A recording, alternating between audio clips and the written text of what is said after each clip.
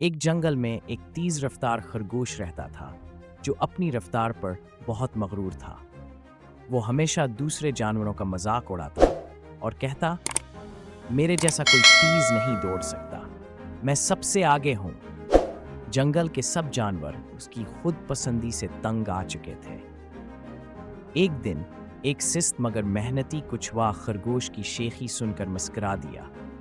خرگوش نے مذاق اڑاتے ہوئے کہا، کیا ہوا کچھوے بھائی، تم ہنس کیوں رہے ہو؟ کچھوا نرمی سے بولا، میں سوچ رہا تھا شاید تم اتنے تیز نہیں جتنا خود کو سمجھتے ہو۔ خرگوش حیران ہو کر ہنسا، کیا مطلب؟ کیا تم مجھ سے تیز دوڑ سکتے ہو؟ کچھوا بولا، چلو دوڑ لگا لیتے ہیں تب دیکھتے ہیں۔ خرگوش کہکا لگا کر بولا، یہ تو بہت دلچسپ ہوگا، تم مجھ سے دوڑ میں جیتنے کا خواب بھی مت دیکھو۔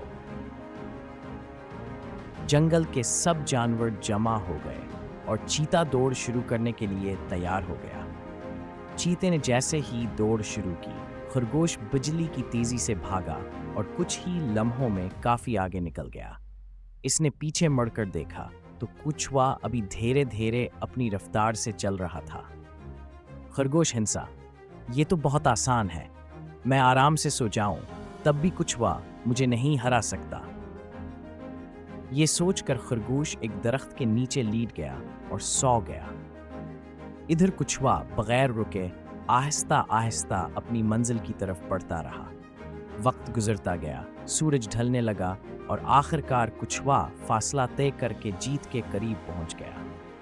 جب خرگوش کی آنکھ کھلی تو اس نے دوڑ کے میدان کی طرف دیکھا اور حیران رہ گیا۔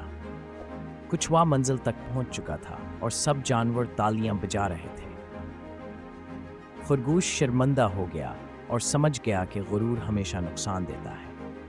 کچھوا مسکرا کر بولا، کامیابی تیزی میں نہیں، مسلسل محنت اور استقامت میں ہے۔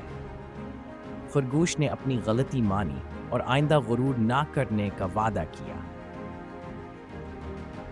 یہ کہانی ہمیں ایک نہایت اہم سبق سکھاتی ہے کہ غرور اور لاپرواہی ہمیشہ نقصان کا باعث بنتے ہیں، جبکہ محنت، استقامت اور صبر کامیابی کی کنجی ہے۔ غرور زوال کا سبب بنتا ہے جب ہم اپنی صلاحیتوں پر حد سے زیادہ بھروسہ کرتے ہیں اور دوسروں کو کمتر سمجھتے ہیں تو ہم اپنی کمزوریوں کو نظر انداز کر دیتے ہیں، جو آخرکار ناکامی کا باعث بنتا ہے۔ مسلسل محنت اور استقامت کامیابی دلاتی ہے۔ تیز رفتاری یا ذہانت ہی کافی نہیں ہوتی، بلکہ مستقل مزاجی اور محنت ہی اصل کامیابی دلاتی ہے۔ جلد بازی اور سستی نقصان دہ ہے۔